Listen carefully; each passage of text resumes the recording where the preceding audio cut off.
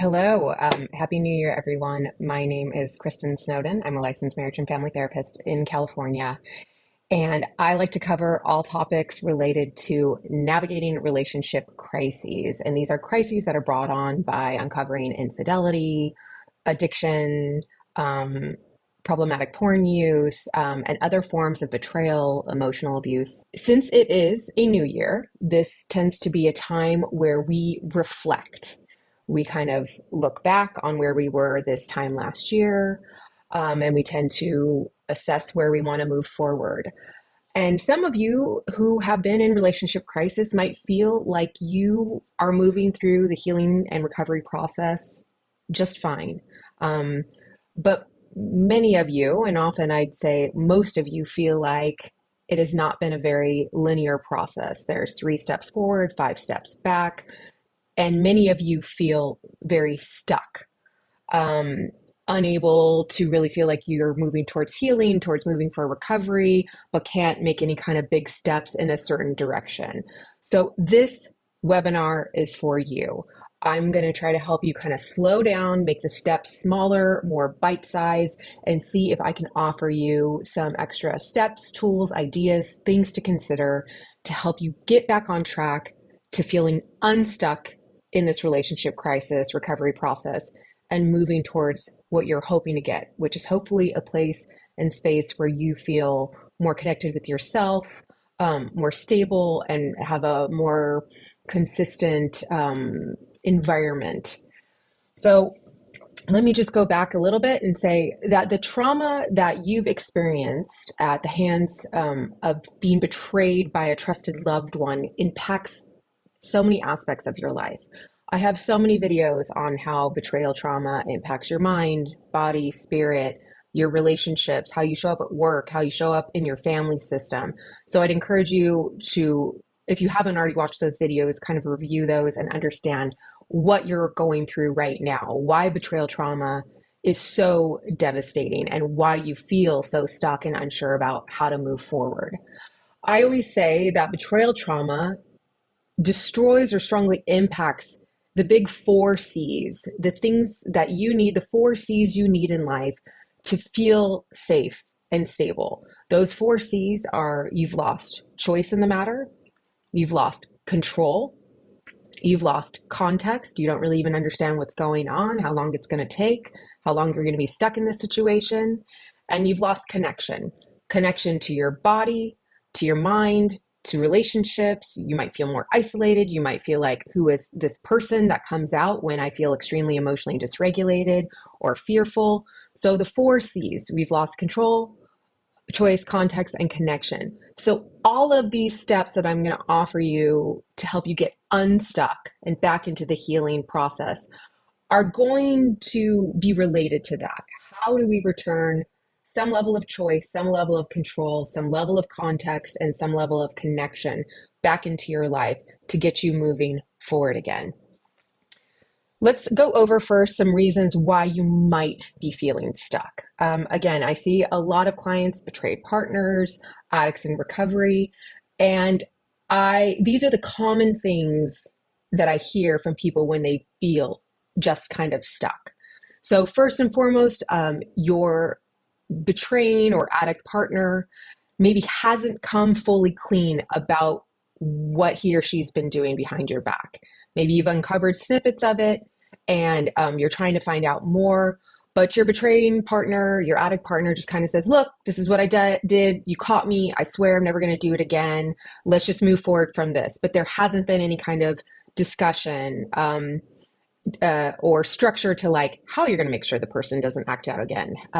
What were they doing exactly? What was the betrayal and the level of betrayal? So that's one reason why we can feel stuck, is we don't even kind of know the enemy we're battling, and we've not even been given the opportunity to acknowledge what has happened. So that's one reason why you might be getting stuck or feeling stuck. Another reason why is often when a betraying or addict partner gets caught, they will do what we call consequence avoidance, and just say, okay, I'm sorry, I didn't mean to do any of these things. So sure, I'll go to therapy. Sure, you can check my phone, sure, I won't talk to the affair partner anymore, and I'm going to do all these things and making a lot of promises and show willingness out the gate, but then slowly start pulling back on that, maybe starting to miss therapy appointments, promising to go to 12-step meetings or groups, but then never attending them, or kind of always having reasons or excuses for why they won't work, maybe stops allowing you to check their phone, or losing their willingness to have you keep them accountable. So these are other reasons why. So it's kind of like they've said they're going to do recovery, but really they're not doing it without constant reminders, you feeling like you need to oversee it, pressure them, remind them, be babysitters. That can be very exhausting.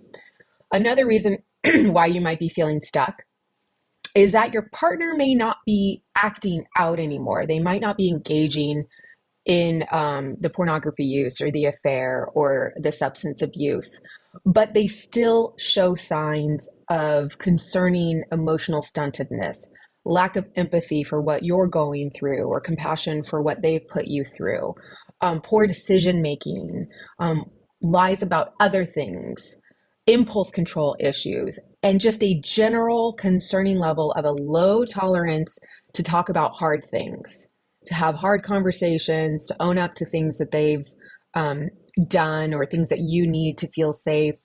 So they might not be acting out anymore, but you're still seeing that kind of stuff, and that can make you feel stuck in this healing process. Another reason that you might feel stuck, and it's related to your healing process, is that you still might not really understand where you need to go, what you need to do to heal yourself, to heal your emotional dysregulation, your traumatized body, your environment, because obviously you and your partner's lives are tightly wound in. Whatever he or she does, it impacts you. And so it's really hard to kind of separate the forest from the trees and see how you can change your life, how you can return safety, stability, and secure attachment with yourself and others, despite what your partner does. And again, I have a lot of videos on that topic, but we'll talk about that a little bit here too. Also, you can feel stuck in a cycle of kind of just hoping, feeling like you remember what life used to be like before you uncovered these horrible betrayals that were going on, and really clinging on to the past that, this person could be so great if he or she would just get recovery, do what he or she says he's going to do, stop lying. And so you're just kind of really holding on to this hope and these glimmers that things are going to change, but there's maybe not anything substantial or tangible going on that's going to ignite change. And another reason why I hear people, especially at this new year reassessment reflection, is maybe their acting out partners, are doing everything that they're supposed to be doing to some extent, but the betrayed partner just isn't getting their needs met in the relationship. They just question, is this as good as it's going to get? I'm not really sure if this relationship is salvageable. I'm not really sure if I'm ever going to feel happy and safe again with this person. And so they can kind of get stuck in that state. And lastly, another reason why you might feel stuck is just because your nervous system is so out of whack. You might not want to stay. You might not feel safe. Things might be totally chaotic and not moving towards recovery. But frankly, you just don't have it in you to pack your bags up, engage an attorney and file for divorce and just, separate assets and do all these really big, overwhelming life choices. And you just don't feel like you are physically up for that yet. So I want to let you know, these are all okay. All of these states are okay. You are not alone, but I'm going to give you little bite-sized options for ways that you can bring change into your life, movement into your life, despite feeling stuck. So first step is, regarding these choices are, first, I'm going to say every day, ask yourself, how can I return choice, control, connection, and context to my life? I think that's just a really great way, in the tiniest ways. How can I return choice, context, connection, control back to my life today in small baby steps. Second is to remind yourself that this is not going to be a linear, clean, consistent healing process. This is not a sprint, it is a marathon. And sometimes it's a marathon where you're actually rolling down the hill backward. Sometimes you're going to have to jump into an ocean and swim through a tide and rip currents, and then get back out and go back into the marathon. So it's going to be chaotic, and it'll feel unstable, and it'll feel very scary. But it doesn't always mean that you are not moving towards change and not moving towards healing. All right, so this is the big one. These are the bite-sized options. The third step is focus on how you can bring restabilization back into your life. I just read a great quote from Michelle Mays posted something someone else said, that the healing process after betrayal trauma is learning how to have secure attachment with yourself and others. And I think that's really well said. But the requirement for someone to feel securely attached is that there has to be some level of safety, consistency, and predictability.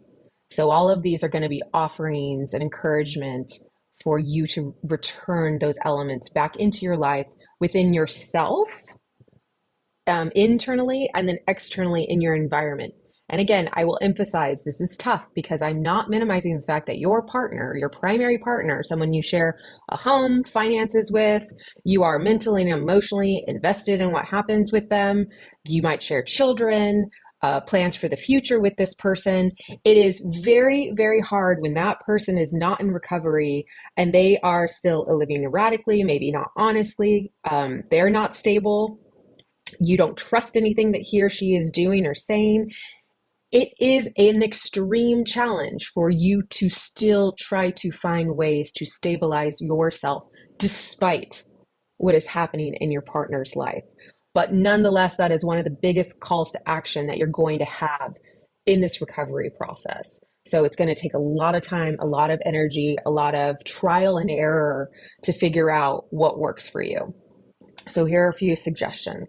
First and foremost, I'm a huge fan of really learning your nervous system and figuring out a menu of up and down regulation options that you can bring into your life to upregulate when you're feeling really down, you want to isolate, you want to stay in bed, you feel super depressed, and then downregulate when you feel really agitated, rageful, anxious, scared.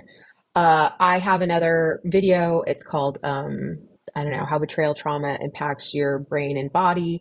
We talk a little bit about the polyvagal theory. And on my website, I offer a list of up and down regulation tools. You know, it's from obvious things like going to therapy, going to group, talking it out, going for walks, to more complicated things like neurofeedback or engaging a meditation type routine into your life, or doing like tapping or hugging an animal that you love. I found, this is so weird, but randomly I find one of my great downregulation things that I've been doing recently, and I'm so embarrassed even to say this out loud, is I listen to audiobooks and I do puzzles. And for some reason, there's some kind of like, it closes me off from the world, but then gives me something to engage my hands and brain with. And that I just came upon that by trying a bunch of different things. And so that is what this huge call to action is what works for one person will not work for another person. And so you really need to figure out what your nervous system is. And through trial and error, you know, going for walks, singing songs, you need a hug. Maybe you don't want to touch anybody. Maybe you need some alone time, but not too much alone time. Maybe you do need to sleep, but maybe not sleep too much. Maybe you need to exercise, but again, do it in a healthy, safe way. These are all things that you have to try to incorporate into your life regularly and assess, how is this feeling? How is this working for me? And that's okay. Sometimes it's going to work and sometimes you're going to need to adjust. Another option is to continue that journaling, continue doing therapy, continue to listen to podcasts. these things will return context and control back to your life. How? When I am traumatized and I've lost context, one of the most traumatizing things, one of the things that leads people to wire something scary that happens in their life as trauma, the component that has to exist is this like powerlessness and this blindsidedness. Like, I didn't see this coming. I don't feel like I know how to handle this. Those things wire into your body as like, okay, I've been traumatized, and they wire deeply and they resurface in a post-traumatic stress disorder kind of way. So the more therapy you do, the more journaling you do, the more listening to podcasts, listening to experts talk about this whole thing, sex addiction, betrayal trauma, recovery process, things to look out for, things to be concerned about. This is returning that context back to your life where you're like, oh, I know what this is. You're gaslighting me. Oh, I know. I'm having a post-traumatic stress disorder responses because I saw this anniversary came up. I saw this picture on my phone. You made that face. So the more that you can return context and understanding of what's going on here and control, okay, and then in response to all this stuff, I'm going to do X, Y, and Z. I'm going to set this boundary. I'm going to make this phone call. I'm going to go to this group. These things all return context and control back to your life. So so figure out ways to bring control back to your emotional cycles. Develop a better understanding of what's been going on, what's happened. Why do you feel stuck? What's been happening with your partner that's making you feel stuck? What's going on in your life that makes you feel stuck? How do you want to respond to gaslighting, unhealthy relationship patterns, unhealthy communication cycles? What kind of boundaries do I need to set and hold? These are all things that will bring back context and control. Some more options. Maybe you're feeling stuck because you haven't quite done enough work in the big categories that I think we all need to do work in when we've been traumatized or are suffering from betrayal trauma, which is shame resiliency. That's why I do groups. I'm licensed in the whole Brene Brown, Daring Way, Rising Strong stuff. It's really go over what our shame voices are, the shame stories we're telling ourselves. Maybe that is an underlying issue that you haven't quite identified and worked through. Trauma healing, all that PTSD stuff that's wired into your nervous system, all that stuff I just mentioned. Maybe you need to do more work on that. EMDR, neurofeedback, other options. Or maybe I find too, a lot of people are stuck in the grief and loss, the really suffering and struggling in what could have been, what should have been, what was. And they're trying to bridge the gap between what could have been, what should have been, what was, what they want from what the reality is right now. And they're just really stuck in that in-between stage. A few more options are to try engaging a 12-step community, getting a sponsor, starting to work the steps. Sex and relationship healing or seeking integrity in my site have a ton of different 12-step communities. There is a 12-step program for everything, the way you eat, the way you deal with your emotions, the way you have relationships. So please just explore that as an option. They're free. They're online options. There's in-person options. And the steps, I wrote a book because I love the steps so much with a recovering addict about how the steps are applicable to everybody, not just addicts. And so sometimes I feel like working the steps and understanding what the classic themes are behind the steps can really help you get unstuck. So I'd encourage that. Another option is maybe sometimes you've reached your current limit to recovery work. Well, I'd still encourage you to find some healthy hobbies and groups that you can do non-recovery group, maybe a book club, maybe a workout group, maybe a tennis playing league. I don't know, pickleball, that's so big right now. Something that isn't related to you talking about, the biggest nightmare of your life, your marriage and your relationship crisis, but still really get you out there and engaging with other people, get you back to connection. Another option is to work towards finding your joy again.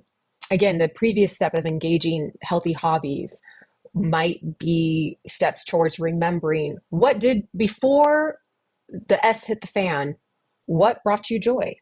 What was important to you back then? Can you return glimmers of that back to your life in a regular fashion? music, friends, travel, career goals. I don't know, but explore that. Time with the kids. I know it's hard in crisis, but I'm just going to encourage you to explore that.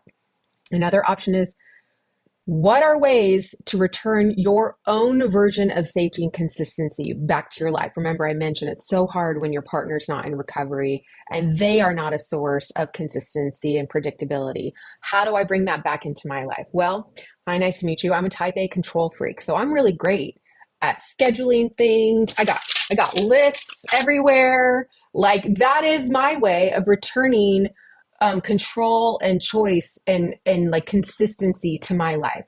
I feel anxiety. I'm going to sit down and write a list of the 10 most important things I want to do today.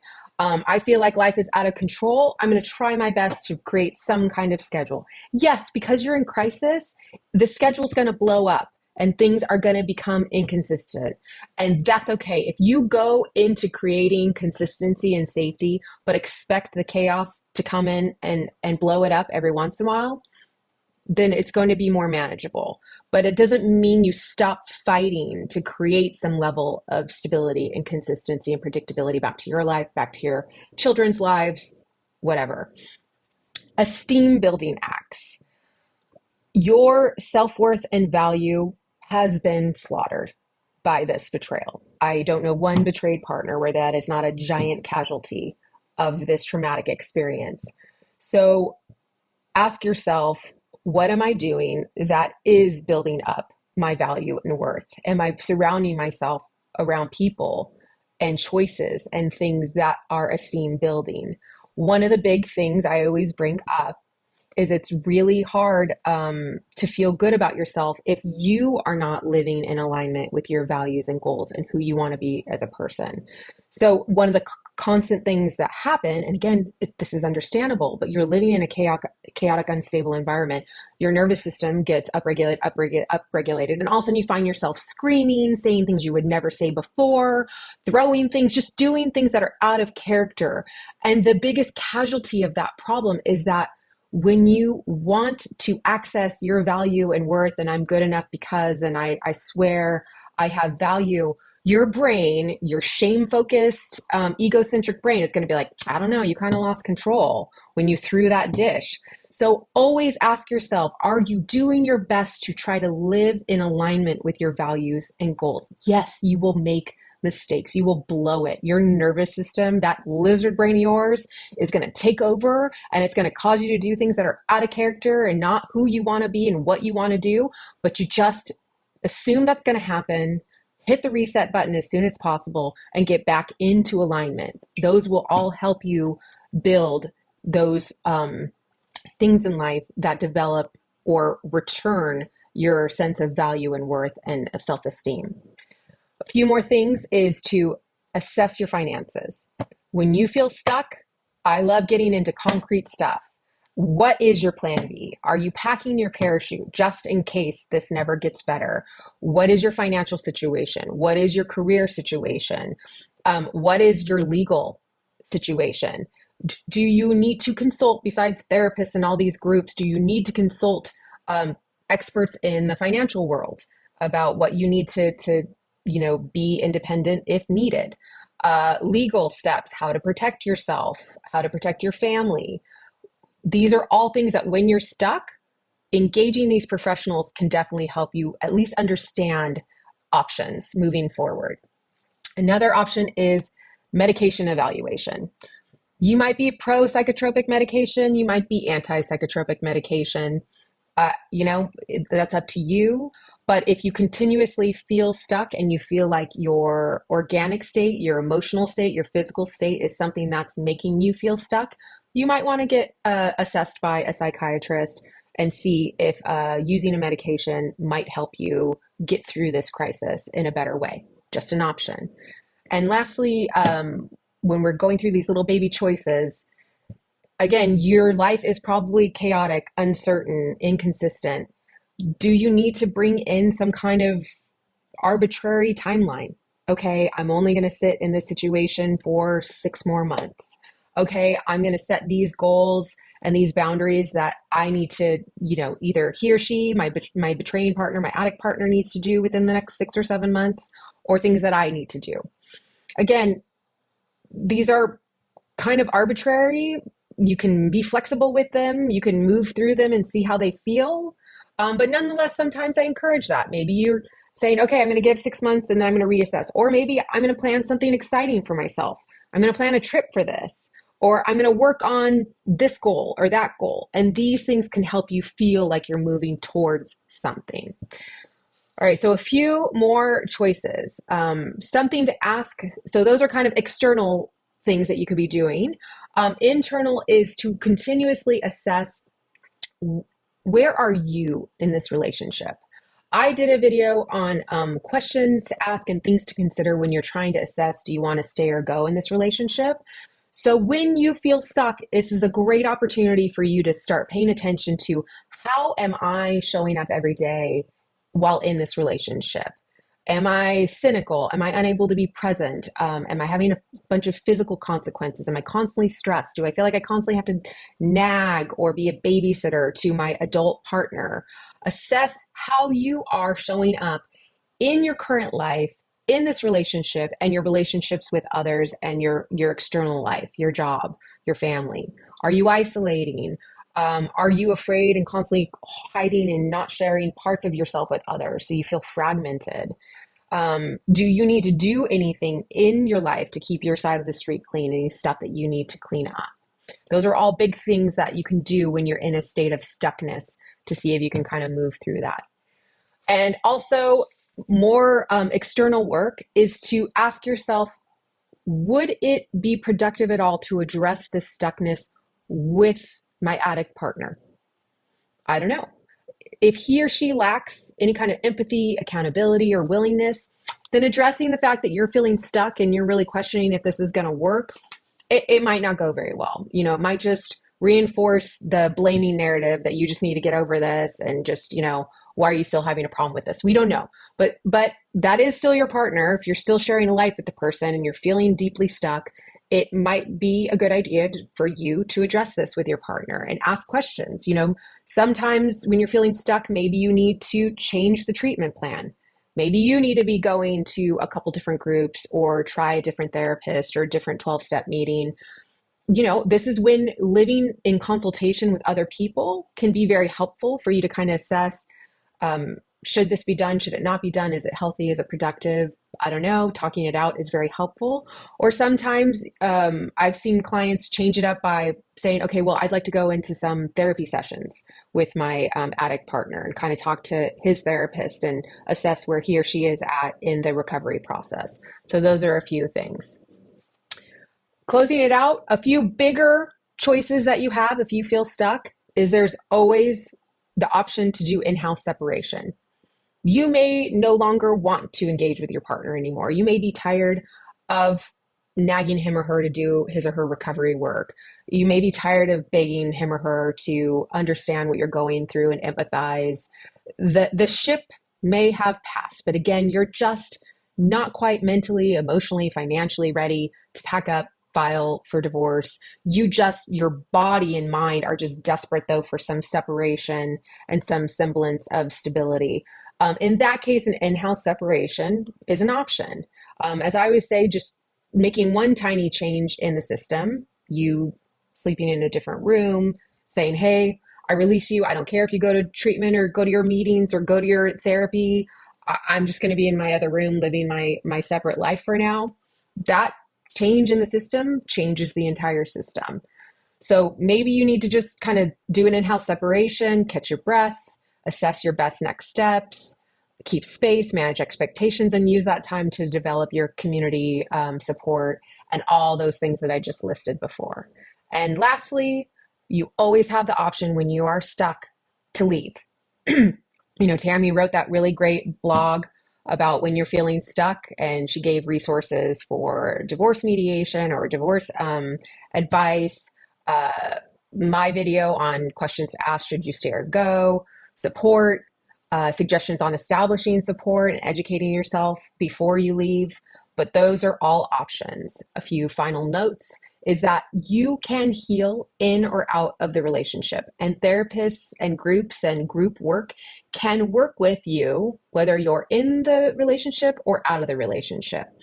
And so I would always encourage you to just keep up the consultation aspect of your recovery.